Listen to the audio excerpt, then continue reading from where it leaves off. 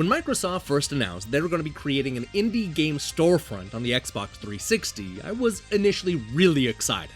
But as the clutter started to stack up and the quality control went out the window, I, like so many other people, found buying games to be more frustrating than fun. Thankfully, some of the best games to come out of the Xbox Live Indie Game storefront have managed to live on thanks to ports and sequels. That's certainly the case with Bleed 2, the lighthearted sequel to one of the most exciting 2D action games to ever hit the Xbox 360. It's now on the PlayStation 4 and Xbox One, giving console gamers a second helping of pure, unadulterated run-and-gun excitement.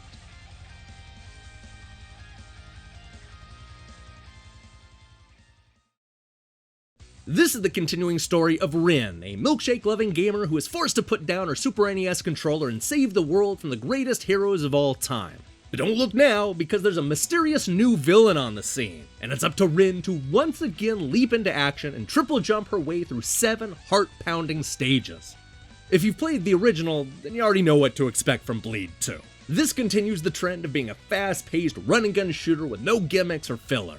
It's the kind of action game that throws you into a level and then immediately starts bombarding you with one boss fight after another. At its core, Bleed 2 is a mix of Contra and Max Payne. It controls like a side-scrolling dual-stick shooter, but also allows the player to slow down time like it's the Matrix.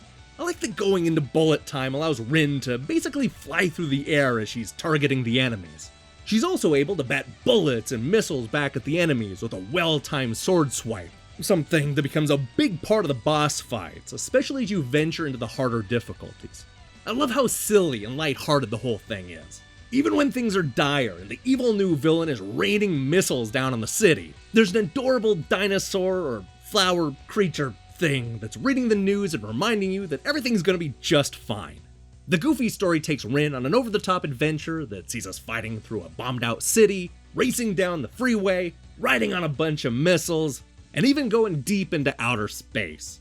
The problem is that the whole thing is over far too quickly. With only 7 short stages, it won't take you more than an hour to shoot your way through every last boss. I know there's a tendency for developers to make their levels longer than they need to be, but the opposite seems to be the case here. I wouldn't have minded a little more filler. The fact that you'll be able to speed through it in a single sitting makes it authentic to the old school arcade games it's aping, but may not make for a great value as a console game. Now, to be fair to Bleed 2, the game does give you enough incentive to play through the brief campaign more than once. You'll be able to unlock new weapons and playable characters, 2 things that'll make you want to replay the game a few more times. There are also a bunch of extra modes, including a boss challenge mode, an extra tough arcade mode, and even an endless mode that keeps dishing up random stages.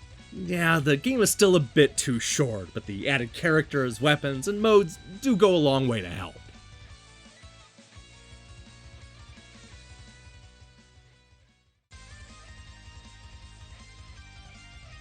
It may be short and simple, but Bleed 2 is also a whole lot of fun.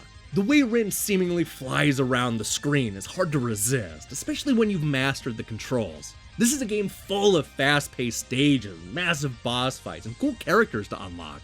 Best of all, it's funny and goofy in all the right ways. What Bleed 2 lacks in length, it more than makes up for in intensity. Hey, thanks for watching our review. So here's the question I have for you.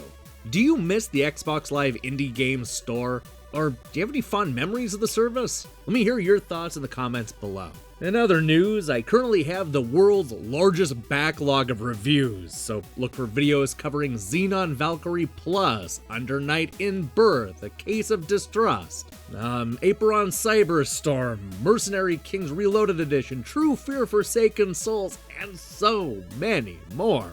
I strongly recommend you click that subscribe button and support what we're doing here. Until then.